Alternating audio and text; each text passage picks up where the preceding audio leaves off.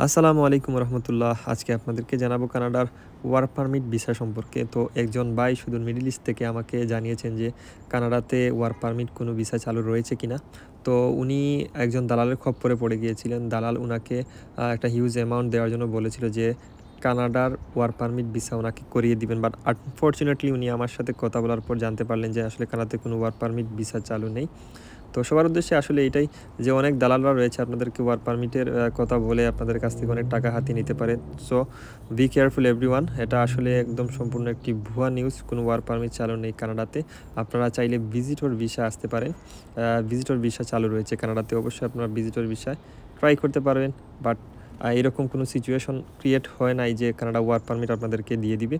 তো সবাই আসলে টু বি হনেস্ট, আপনারা অবশ্যই দেখবেন, যাচাই বাছাই করে তারপর আপনারা যে কোনো জায়গায় আবেদন করবেন। নিজের টাকা, নিজের সব কিছু আসলে অন্যের কাছে বিলিয়ে দিবেন না। হনেস্ট কারো কাছে যাবেন, অবশ্যই চেষ্টা করবেন ভিজিটর ভিসা আসার কানাডাতে। সবাই ভালো থাকবেন, সুস্থ থাকবেন। আসসালামু আলাইকুম।